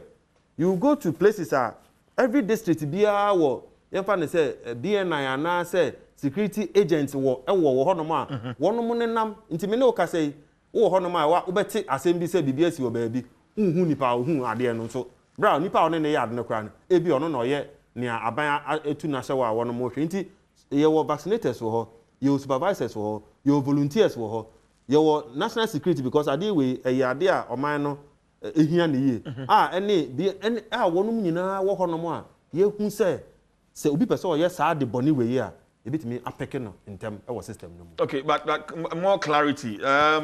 Nipa between the ages of 0 to 17 for now are exempted from the vaccination. Is that correct? And then that means that we don't need 30 million vaccines. How many vaccines do we need? Ghana. Sir, President, I can say share enim 20 million for now because unim say yes ye apem for any omo less than 17 years and every mu ansa eno ntre say ye vaccine yare ba yi ofa Ghana afekra ye nyanyan meboa yare ba yi the first two cases about on the 12 March until 12 March be so na fe 1 year na ba ye to so mienu vaccine development no and started immediately time yare no ba ye no but na nhwehwemu no eguso koso ye to so miensa o fact say obi a wanyinsan a ebedi abosome nkono ansa na watime nyinsan awowo mu nti studies no koso nti nya ade a mesa kaso bi say enye static nhwemu no eguso ekọ me ne wo ka say obi de 17 years ene by ochena obedi 18 oba be ka ho nti no sa 20 million no ya segment a ye deploy over a period of time no wo be hu say ebi ba be join ne obi a na onyem nso obewo obi nso a wanyem a o ma ne ba nufo no ebedu ba bi kakra na obetwa ne nufo saa maame no why ready say ono so be join ne nti no me feel say over the period na ye nchirechiremu ye of course obi so ho man sa na vaccine be du no so kra no na sebe nyankopon ato sa afre no nti no so afre mu impanyimfo no so ho yes nti nia president dey gu akwamu a yes ye be fa 20 million vaccines for the period this year no for the 30 million population na ye hwekọ no so na ebi be free mu na ebi be join ne ene ade nti over the period no obi a benya ne de okay okay all right maybe a phone line so no doc answer na no yenko roll out plan no mobile say yen saka Dr. Okoboy no or dey fair ma but over hey yen to ebo asna fe yen share the first 600 vaccines no aba no he for no mo sabe kan bi ye be sha se free he doc chiri mo fine but fa e mobile na fe ye wi an just metimi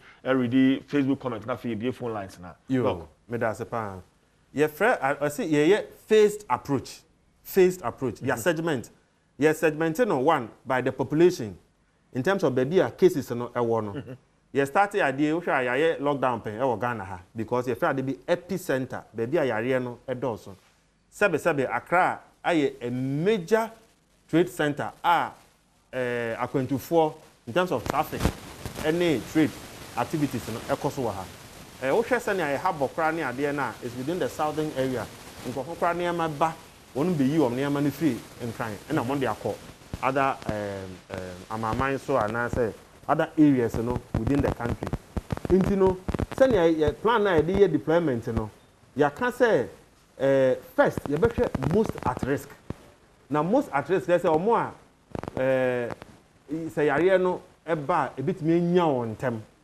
ye kan di kan say health workers no you mu no frontline staff no any omo ben yare no ho pa because you person equitably distribute you better tell you know ne pen so yie ama obi anya say ne obenya until first 600 ne there health workers na omo ye frontliners na wono mo wo with these two regency Greater Kumasi Greater Accra any eko se ka so area ho ne say ne agomo area na densely populated no omo na ombenya omo there ye pass to me no so a yes your frontline security personnel.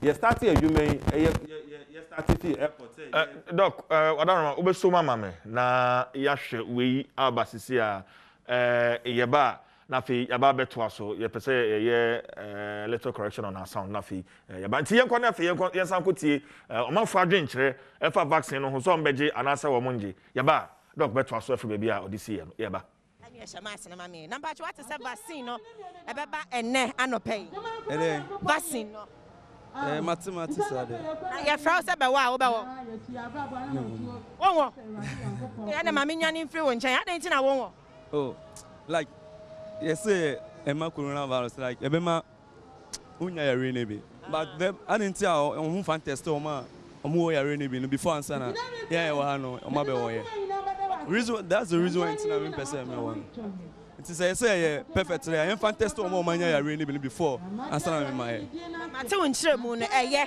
wadwen kire na mafa na emom ka wo hye vaccine komo e wa Adom TV so a wo benya kire mu ni ngire bia no wanya adwen sa kire wo okay like it's bia no na adwen there ntino me there won like me wo because just say like oh chare we ho ato no oye we na ne ho to no because me pay evidence and ntina evidence so the papa wo ho ahare call to glory gone too soon. What a shock. Evidence na endorse or poster endorse gone too soon where they call to glory me ba obi nim de ku no obi nim de ku no nti ese yare o yare adu na e de aba nti de na chesa adu na perfect wa some me de hyehyem paboa no na me wo so akọ na emo maka say obi a wo ne a odwene fa aye vaccine a e bai ho enu nti na Adom TV ye de ho adesua ebro aye vaccine enkomo awa Adom TV so wa cycle ye beto aso mama ayiko yeah Matthias school boy big up yourself Papa Max ni pia we are back on Adom TV at 94.7 FM na otwe dwumadie na eguso ye de brewo doc na wanu guso a wo kasa pese obo roller plan no to fana fi ni ko mpacho yo me da se bebre me kan say roller plan no ye fe no segmentation you be segment and now see be face no kan kakra but ultimately no we have targeted about 20 million send ya ka say first up to 18 years and up to 17 years for no apem for no and so e be free move for now you go so ye nhwehwemu no ono ba be join na ya nti me kan say na di kan health workers especially the frontline health workers no are the priority for now because omo na de bia from time to time no omo come in contact with a positive case omo so betimi anya they started at the meet said almost 30,000 health workers are tested positive over the period ibinum so sebe afemu ewu nti no itumi say omo ye most at risk yet also me no frontline security personnel no you started adwuma from March no ye lock it down and say close your borders no okọ to say airport a ye wo immigration for a wonom to a okonjobi ba wonom beje passport ne they are more at risk offer steps for more airport or more shenko for near memu say on fa de boni bi mewura man they are also at risk health workers port health staff or some more airport or some are at risk other security staff or more airport or airport staff now they come directly in contact on some are most at risk also the first batch of a more underlying conditions send your kind no offer nkofo infie na udi wenye ekobe 60 years ho eko no ene wo another yare bi ansa na covid no ba no nhwemu ayeye hu ne say o chances of dying no e was ro kakra compared to near only some of these comorbidity almost ya prioritize your in the first phase. Okay. After so frontline members, who fact say executive legislature, any judiciary, no, and also some of them will be prioritized. And no part of it, and also about building the trust because when you ni petit riwa, when dimu obi a wide be say, be a person the war ordinary person, no na fine person, and I say nipa mudimu a bit maybe. But you see, I'm no kasa Ghana hano. Osha yari na ebi no madwemu ne say middle class and high class for no. Into say high class and middle class for no more people of influence no. That's at where and also build the trust no kakra. But also you prioritize it teachers. So maybe more than 50 years. So teacher they be also to say in our hospital no. Mo frey ya ebe. Yenim say normally yare bebre ebeto ye no eya mofra nketewa eni impanyimfo pa na yare no tai emi omo onyame adaroma yare we de aspe mofra ne kakra compared to impanyimfo no inti teachers no so omo ne mofra ne bebre te ho na wo kire won ade a ebetimi abase obofra bi eye positive na nso nyame adaroma ne organ systems ne ade nyina young ne ade nti no wabe asymptomatic na say bi a mild symptoms bi a onokra onye ehun ba teacher no more than 50 years onyanko on pension na ebia adekire mu ni ade no wa contaminate no na onu mom yare na komia no nti omo nso ye be prioritize omo and other essential workers into that is be for the first other essential workers no ohona me gina semtrefo nyina anam na ya twi protest isa say ye ka enka ye nso so ye ka ho pa yare ba yi say ye timu ni ye call and we come in contact with so many people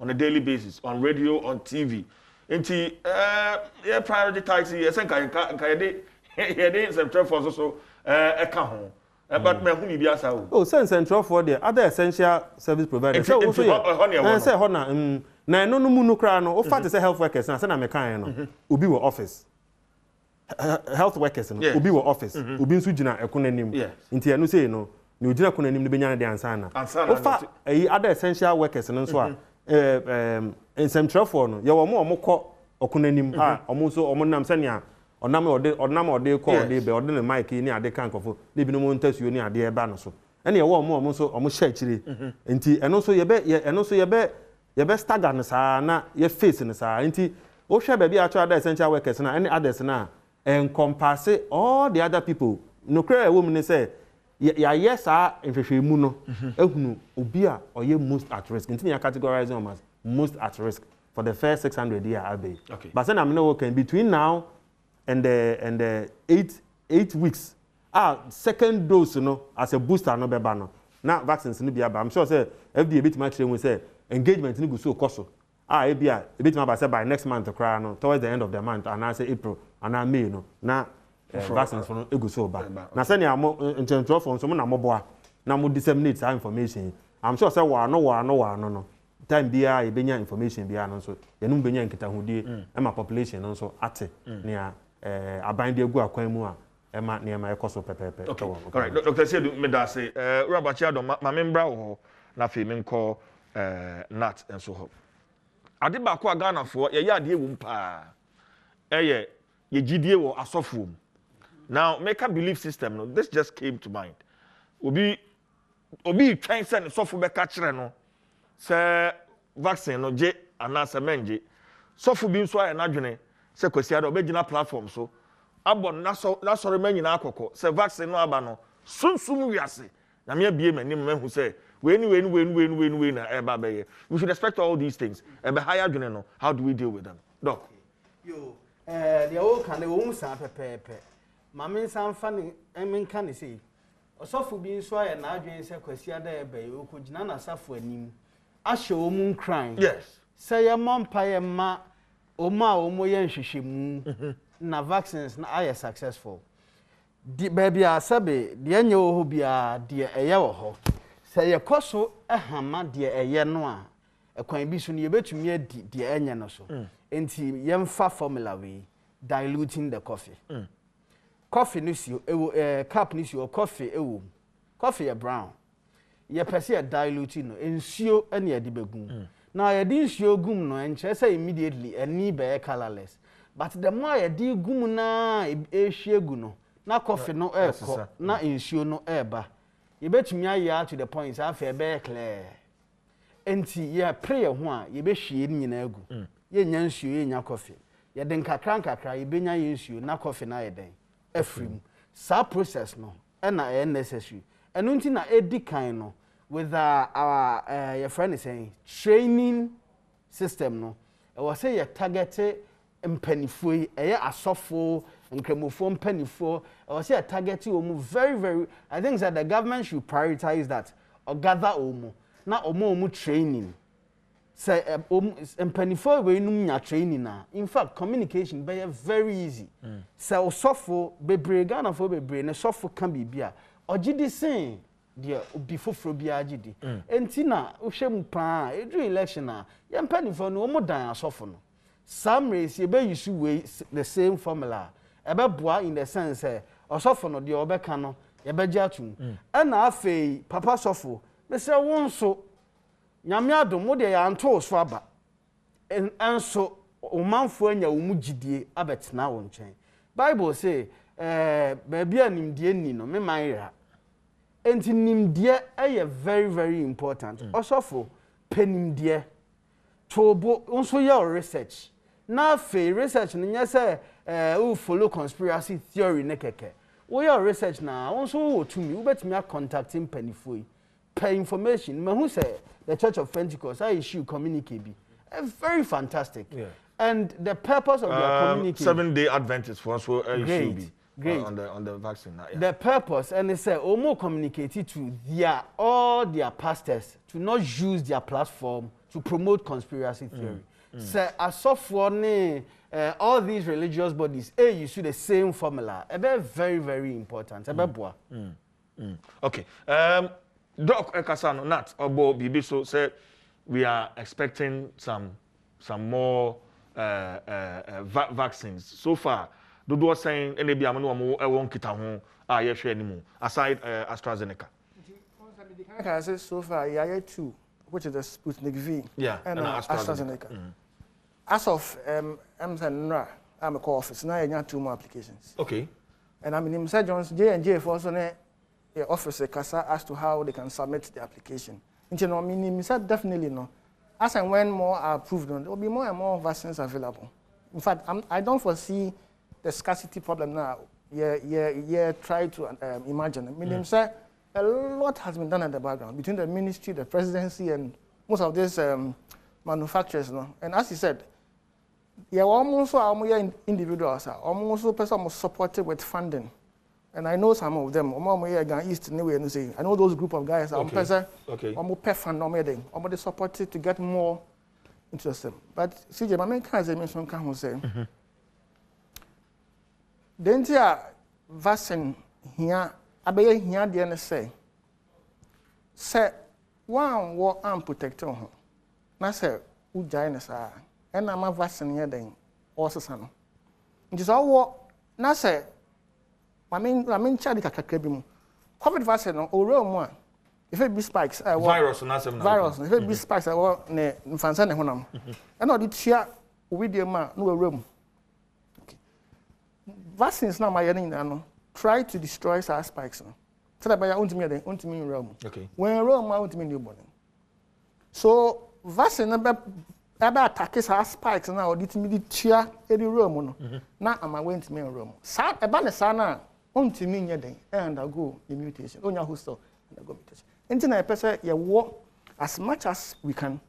So I'm confident brebenya antibodies no. I want with them until about more na body na then I fight kuno. And don't forget to say we no you don't can say and ya sabe onkwa na say odwen ho. Onya wo immunity na. Kun say e bia sabe we na if unity. Until no untimi fan sai wo maka no. Nti when they build the immunity, it means that painful. And you can transfer anything. So, a man says, "Sabe, oh, Jim, one can say, oh, Susu quite true, who say, and your own point in a day. Yeah, per se, boy, who only part as any first, now call Busia, now call Manina. And the criminal say, Antimia, boy, whom I and yeah, pill. Okay. Right. Mami activate me phone lines enough ya ntwa nkomo twetwe no. So kaka 0302211701 to 4. 0302211701 211702 211703 na 211704. Ofra. Baby a free na abodi na fe wo asembise bia na wadwenche bia na ode atuja yetie na fe mo ebi wo hodman penfo ai o maboa na omo ede amount. Not for obi a ohwe me na otie me no you curious to know just like myself. Vaccine no who say any da ho ye kronye ti sensuo. E den pa na wom se ne asebe se me hu abibidu am say we prekese kakra fabusa mete nimtiri so kakra ewom. Vaccine den na wom not. Okay. vaccines na so far ya any nyina no fa ma men limit me to the Ghana approval no ye frɛ eni mebu e bi my farm say asomafo messenger RNAs omo na omo dey nsem ka call we dey nim say sija ba ofi ha nti no pe asrafo no me den omo mo ho ban vaccine contains messenger RNAs okay and they be see DNA okay ni na DNA no ko form messenger na messenger dey akose bibia ba body nim nti no body ma asrafo nya den enkodi ano vaccines ne contains messengers na a send signal call we dey mu say bibi abrem nti ma asrafo no nya alert no mo kwa den o mo destroy foreign material. That's basically what is at stake. I see. All right. I'm going to Majesty Utemenka. Good. Majesty into you. Two questions. Now, what's Moka say, Momo Bianton, Washington, CJ, market on the wall. Amicus, was maybe in the wall. Togo, was maybe a bimco. Two French countries, we know, obviously safer. Na Ghana pay for the minimum, na Ghana minimum. Yan problem be I go dey sika and I can cast naba. Now, second question is there. What's sorry to use this word. What's your abodan for the ummienu? Your abodan for the nasati. Omo de omo senyama. And your abodan for omo gina no fin of thing. Omo de omo be fie bedidi. So abodan for be fie bedidi. That's what you come with Nigeria. Vaccine e be be answer woni. Okay. Majesty, it's a very good question. When you said Dr. Seudu jotting it down. Your mom, me that say. Mama call. Question to me, can? Good. Question to you. Yo, me that say. Say, I see me on the media. Me question the me you want me to say. And I'm saying that about somebody for the past 4 months ago. But social media say, me be do Obaka say Africa for the mujahideen. It's a morning to me. It's on the way pan ye. It's about Mobiango, made them show to be a navy. So what I say, Anna said, Italy, one of you come brass, do a mookie. If you're going to buy you, a moment to me and son in that, you come on Ghana, for they be not move away and you. If you say, yeah, they may make it with the Emma, secondly, name me an asthmatic patient. Make no smart in both 2 minutes to my break. So what I say, any young son, friends, move boys up on your meeting movie, make them cry for the media may come up with the meeting more. Intimate Kaka Metia says, every two social media said, and maybe Rabba Mombaka say, young Mopani, Mobiamo. Not asking me by a one media 1 man chat, which you will quality, you say, Yamalao. Problem on my Shepa, the Munim, I usually meet into your social media about Coponese. Into a Munchim, yes, all right, Meda say, question from Nkoko, Memfa, operate from Suhum, nothing, we are doc, boy with quick reactions to a friend for me and Sana. On my friend, operate me can. Good, operate you. You see, I know pay me more about the my and in taking palm of my now, yet between your CJ. Kaka Messer say education, no, as a vaccine on a war form, no, any young for others. You bet from maybe your education, of course, let me be said, as you say, I don't know, and Kumu, a candidate, a virus, no crown, now, you what the idea, me imagine no ni se nkum ndi anka na campaign wonanka community na kan hunya ta wede ra no wode aba ma me fa konya so ntia proposal ayo chief of staff akate na me da say operate Dr. Seudu 3 concerns from different callers and Abadok quick response na fi yansa ko phone lines no to be yo mpacho me da se bebe nti me fi ase na me jama me colleagues nso mo ha nso etima kan bibi kakra kan.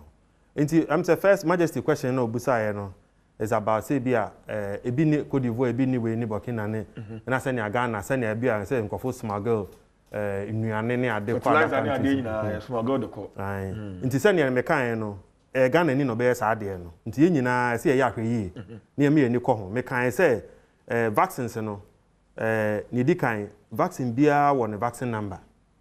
And ye data na ye collect ye say ye the vaccine no war NSSC do a yenim ne de war no anyway at the end of the day each day bia no ye compile ahia and at this particular first consignment here eni e wo ho no wo be try say wo be ye bibi no and na pa ho asem because je mi ni say wo be ja no we need the chire kikikiki nti o di bi fa ba bia ni be ba ho nti betima ka say first 600 di there mi nyi ni say sa de no e betimi akoso na to so mi no me kan say ye wo vaccinators no ye san so supervisors no wo ho ansa na no achi no yesan so wo security apparatus a ewo ho no ma wo mu nyina ani di achi because me feel say apart from say life and death ne ma no esan so wo eno ane ni sunsuanso bibria amama nyina obi ani wo ho inti no eno de metima kan che majesty say first consignment and the subsequent ones no obia fa na ni akiri sebe onipa boni bi ewo health system num na say vaccines no ya dia bedru sub district na say chips bi na obi akofa bi no so odokoton ama obi oba bi na say wote a mesrewara nso mfa nhye wo ho ye nyina wa so di a e wo say doc oho no crampo no there's another beta besa be the concern about so yes please who say who kind say vaccine maintaining a specific temperature exactly inti sama e vaccine e cram sem say na edam care na so talibation cram obi wa ha o na so na foma me na me konko it's not proper, it's not safe because the temperature no one touch ma ana me bua wada rema sa pepe na ye wo Ghana ha ye nyina anya kra ye nim ba bia ye wo vaccines inti ye nim say ye ko many a time it will be in a certain health facility bi and na say your outreach points bi a wono mo set it up and no say so mo ba area ha no ye nim say papa kwa me fie ni dia bi na ye ho no e wa krase ne ade no e ho ne ye vaccine ye wo vaccine no basa de da de nyina mo fra de ni ade nyina nti mesre say obia senia ye beje asutie ne ye ni akọ senia efi ase ni sensentuo for mo be boa yen mo etuma ka say ukọ Greater Kumasi na ukọ sa district we na ukọ sa sub district we na odu sa community we mu a ye vaccine ye wo this particular place nti no ye say mo so mo boa yen na obia hu say vaccine no obi kuta bi wona botom na ohia wo ba bi say me wo vaccine bi am de be wo a enye no kre ye enye ne sa ye wo ba bi poti a ye wo vaccine nti be say obi am fanto no tim and afin so what is obi ye we bi so a ye sere wa momomoden o kan bi fa sebe bodamani ate ana say yi ohun say wo hwa vaccine na ye de bo yare no severity ne owuo ne ma ho kwan no enye no na ebe prevent you from getting exposed say we be come in contact with it. As for the exposure, I need 3 basic precautionary measures. Hand hygiene, whether washing your hands and running water with soap, any hand sanitizers, and I say time be no use nose mask. And the third one is about the keeping the distance. Some and some way in ye nya Oshabra na your colleague no echo in all your friends OTA interviews now.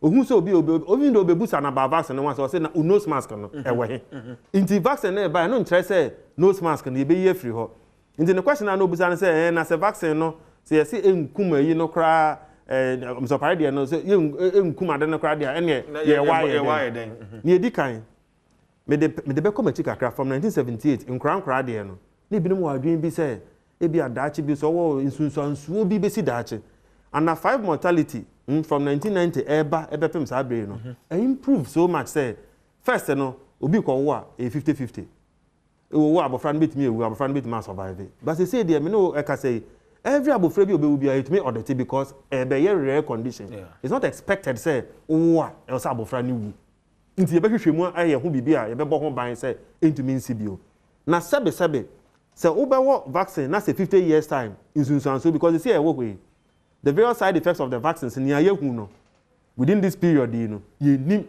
any bad side effects be here the that say adverse events following immunization the ABI you name that they say BBC 50 years time na say one vaccine na say wu ochna obey dey no what 50 years na hu say nsunsuanso obo ni bi wo ho nti for now ne dey wo hwe mo fra ye wo mo all these 13 vaccines here ye wo ho de dey any say na me say yes me wo bi amanyi abedu mpempensuo yi a na se me dream o ma adwene mu say vaccine e de be wo me no e be nyansunsanso bi wo me so 30 years ago me ti ase ama be dru me ko 50 ne dia na che say na nka madada me ho ma mewu kwa nti eno de mesre say eno ente sa nti obia nya na adwene ye say na public education no so eno de ye koso ebia na wama ya kwanya ye te he ye be koso ayesa nema no wano so the be now the questions that came maybe I would kakra I'm say call back ka say adentina we are bebre na Ghana na omodi aba the truth is that as I said no as of now not we are sniper 200 and almost above 270 million and our vaccines so far in fact I can assure that in the next 2 to 3 days there will cost because as of 17th February now 188 million Because no say all manufactured vaccines now, it's not as simple as that. It takes a lot of input expansion. To be now expanded to produce more doses for availability. Yes, almost half of the population yes, happen on Modeba. But you see, my main concept and teaching Ghana for always saying, a bim has Argentina Ghana on the bar first. You can't Ghana, international community, even on the continent, in terms of how robust, as Doc said, immunization and vaccination program is. There's none in the part of this continent, Africa. In fact, you are the best. And then, in terms of FDA, Jumansono, BBFN maturity level 3. The whole Africa is to pay. Which shows that you take it decision now. Whatever you are. The whole Africa, 2 countries, maturity level 3. To pay. Ghana and country. And Tanzania. Ghana and Tanzania. To show that your manpower, your skill, your capacity. Now we are capable of doing a lot of things and probably learning say this are professional by my Okay. Rabbi Adom, maybe also the kakra be still on the belief system. Adentina we are seeing Ghana and Kwan and Drono and Rakosha Adjunim. Entina say mutai boni bi eta actually. Sad ni gusu na nipa be adjunim. Yo ma miss me ho say adentina yanso ye import esichire. Aden na ye import rice. Ada na yetimi kofa matches e free obi cross so ede ba na enye se ye di bedi ehu awu na mom ye de be boa ye ho ya say ye global village ye dan ye ho enti there is no way I bet maka say Ghana at ye ho free wi ase nyina obi antumi nye ye nyina ye dan ye ho enti say na Ghana etumi e produce bibi in mass quantity na Tanzania be hia omu beba abeje South Africa be here. Ebeba beje. Enti we no is simple. One hour your vaccine no. Dada nyina omuya vaccines yo. Omuya vaccines dada. Enene oma betimi aye coronavirus vaccine because enho be here. Ena yenso ye here bi nti yakoje. Enti enye se na Ghana na yenko na bia abrofo bi person be bi. In fact Africa say abrofo ebe person be di enya no se me person me di obi nya me nya ne direct impo me de be fa subtle way enti akwan bi so no in this case metumi age vaccine na ma bo me ho ban na ma hu die betumi asi no since say the doctor say du kan no me wu agya ho na ma hu die besi na I think say be belief system no yet ase say enchimenti ye be we ya ekwan bi so be boa yen edenti na obi be kwa join ni soldier obekwa kwa soldier ni so obekwa di akon abra ye betumi akun no so but say ode be boa ne mind enti de ye nyina obi adwuma odi bia obi ade boa ne mind hospital dwuma ni na nko onye soldier ni say covid by wadane apomudin soldier enti say ye ni abe military people la ye boa oman no na covid my no nanka enye problems adenti na akoye health worker enti say adenti na yekoye doctor adenti na yekoye nurse so enti enye adebone okay na mom yen believe ya adwen na ye wo fa ho se bibia ya ade a ebetumi adi enya no yen hye de ebetumi aboan se de medi kan no se ye hye de ayese enya na yen hye de eye no okay empempi de eye no ya ade a yenim de hu ne senya in fact ye nim uncertainties me da se pa enti ha de djumadi no enyina be sima me nda ma bedwafo ase papa Dr. Bernard Okuboy, former deputy minister of health ebe kan ho e wo zoom no so sanso na ura Edwin Boachi Adom, a clinical psychologist anopa be boan pa na ura Nathaniel Nanakwabena Nkroma, principal regulatory officer, acting head foreign high risk unit FDA. And also so yadana sepa and I say Dr. Ernest Kunedu Esiedu or head National Quality Management Unit, Ministry of Health. And also so Ebekai Homeda Bedafo nyina asemi sorry ma mefa happy birthday sonko kra emfa ma Ura Kofi Ado Ejekum or CEO Kofi Chrome Pharmacy. Ura Kofi Ado Ejekum CEO Kofi Chrome Pharmacy we efremi ame Adwo Nhyira amamra hima awo Adom TV eho Ura Ejekum yam awoda pasron kokra na face so ene ɛna miami nua professor EK Wallace ɛnɛ na wɔkura ne maame akyi kura okufurudua enti yɛma no hyɛden yɛfiri ha yɛnyinaa ɛba akɔtaa n'akyi okufurudua na afei akɔbama na kura ne maame akyi kura production team owura AC ɔhene ɛna ɛda no Welbeck Ampedu Priscilla Nana Kwame me camera sound ɛne obia me di Chief Jerry Forsen sorry so na afei dwumadi nkai nyina no yɛde abro nyame adoma na wɔtwe sɛ ne obesan so atie nka de bia me sorry asɛm a meka the price for greatness is responsibility yakra